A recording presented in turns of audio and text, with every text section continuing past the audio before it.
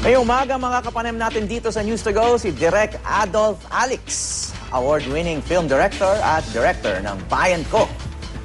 At bida ng nasabing teleserye na si Rocco Nasino. Magandang umaga po sa inyo. Magandang umaga. Okay, kakaiba itong teleserye na to. Ano bang kwento nito, Direk? Walang basic kwento nung Bayan Ko is it's about this young mayor, who that will be played by Rocco, na who's trying to change the system kasi medyo corrupt na yung sistema dun sa probinsya kung saan siya yung bagong elect na mayor. At you're a different kind of mayor, no? Yung medyo idealistic, may pagka... Oo. Mayor na trying to fight corruption and fighting the temptation na pumayag na maging one of them. Pero pag sinabing young mayor, how old are you now? 25. 25. That's very young for a mayor. I think that's the minimum age yata. Pero in this teleserye, ilan taong ka dito? Yung on-screen character mo? 35. 35. So, adjust sa sarili ko. Paano ka ba nag-adjust? Of course, you had to have a physical appearance na medyo credible din. Medyo pinaputi nila konti yung so buhok ko. At 35, may puting buhok na may mga mayor. May iba siguro nakakaputi ng buhok yung... Kasi alam ko rin po yung roles ng isang mayor.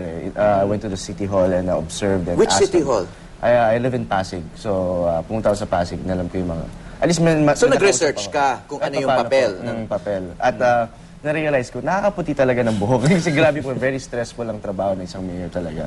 And then, for this role, syempre po, binabahan ko yung boses ko to make it sound more mature.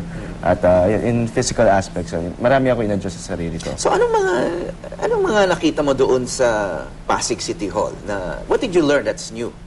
That's new. I see, well, na-impress ako sa City Hall ng Pasig. Very, everything's so convenient. Lahat ng tao ay nasikaso at everyone's so accommodating nung dumalaw ako. At nakuha ko yung kailangan ko nun. So, everything was fast.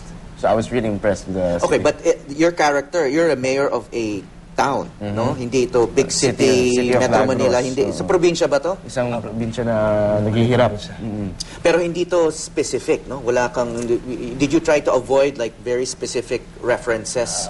Wala kayong modelo? Well, actually, composite na siya yung town. Parang it's based on several problems na dinadaanan ng isang community. So pinagsama-sama yun to be able to create yung parang fictional town ng Lagros kung saan mayor yung character ni Rocco. Okay, may mission itong teleserye na to. It's not simply to entertain, no? Kaya importante yung timing during the campaign period. Ano bang goals? May goals ba? May larger goals aside from entertainment ito? Well, siguro what it's trying to say is parang kasi every episode will try to focus on one of na mga problema na dinadanas ng isang town at paano yun nilalabanan ng isang katulad ng character ni Rocco who's very young and idealistic versus dun sa mga jaded na politiko at yun yung ipapakita namin dun sa 6 weeks na kung saan magraran yung bayan ko. So in a way, parang since you're an idealistic mayor and may conflict ka with the various problems at the local... I guess may corruption angle ito and then may issue din ng parang bureaucratic inertia, mga ganyan. So parang... Like the dynasties. Oo, may political dynasty. You're not a member of a dynasty in this teleserye. Ikaw yung parang... Fighting that dynasty. Ikaw yung Don Quixote. Ikaw yung romantic ka. So, do you think this can be is this realistic or na may ganyang klaseng mayor talaga na that can triumph over evil? So I'd like to believe that. Meron yan talaga.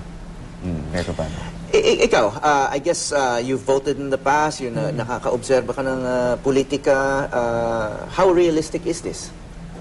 Well, I guess it's a balanced perspective of what's good and what's bad and yung gray areas which is more interesting kasi doon mo makikita yung totoong personalidad ng mga characters eh.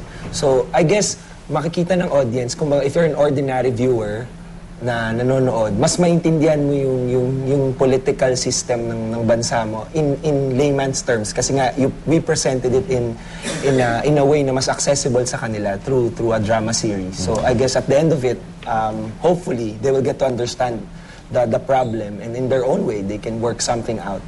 Totoo ba na yung isang modelo para doon sa idealistic mayor character, si dating Mayor Jesse Robredo? Yes, isa siya dun sa mga pinag-aralan na characters para dito sa soap na to. Kasi syempre marami ang tumitingala dun sa ginawa niya rin dun sa community niya. So he was one of the pegs for his character. So Rocco, did you also research or read about Jesse I wasn't Robredo? able to research. Late ko na nalaman na parang medyo nakuha sa kanya yung characteristics ng character ko. But may mga, of course, it's a very serious theme, no? And may mission nga. Pero paano mo makukuha yung, I guess, yung TV audience dito who just want to be entertained? I know that there's a comic element, no? Andyan si Betong and si Love Anyover and ano naman yung papel nila dito? Sila magpapagaang ng series na to at they make how do you say it? Ang characters nila dito, yung parang municipal employees na medyo tatamad-tamad, no? Yes. They make bad employees look funny. Kahit pa paano. May ganun sila. Tsaka yung, may intindihan mo kasi sila yung mga parang jaded na sila dun sa sistema. So just go along with the flow na parang, sige hanggang kaya magtrabaho. But because nung dumating nga yung character ni Rocco, parang na-shake up yung system. And you'll see in a light way paano nila ginagawa yung mga pagbabago na yun dun sa characters din nila. So in other words, pag sa mga reformist na local officials, hindi lang corruption or dynasty ang kalaban, it's also the bureaucracy, no? Yung kailangan ma-motivate ng isang leader, yung kanyang mga employees and followers, no? So doon natin makikita yung talento ng isang idealistic mayor. Paano ito naiiba sa ibang proyekto mo? I watched Batanes. Of course, yun naman, very local din yung setting, no?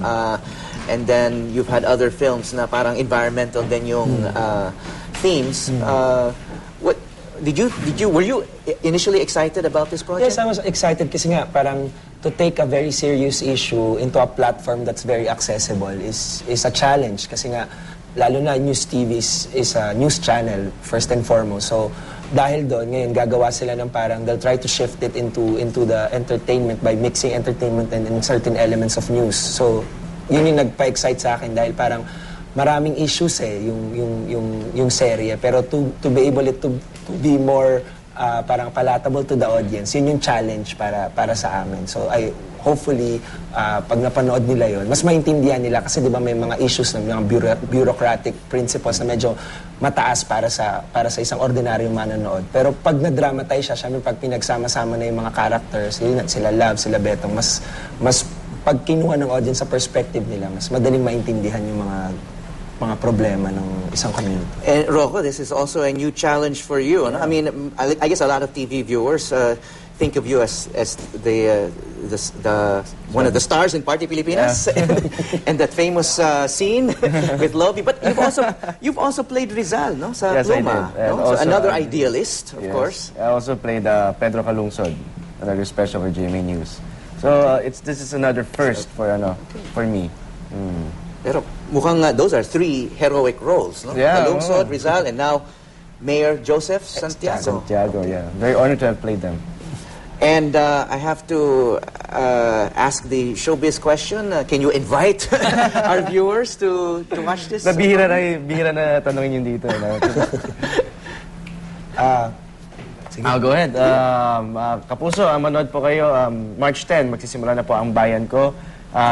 Sa prime time po to, alas 6 ng gabi. At alas 6, alas 7? Alas 6 ng gabi. At malapit na malapit po yan. Please watch and please support. Kasama po ni Rocco dito si Pen Medina, si Ping Medina, si All-star cast. Cabral, si Sir Bembol Rocco po may special participation. So, manood po kayo starting March 10 ng bayan ko. Pati si LJ Reyes, Betong, yes. and Love, Mercedes Cabral. Yeah. We're all very excited to watch it. Yeah. Maraming salamat po, Director Adolf Alex Jr., Director ng kauna-unahang TV series ng GMA News TV, na Bayan Ko.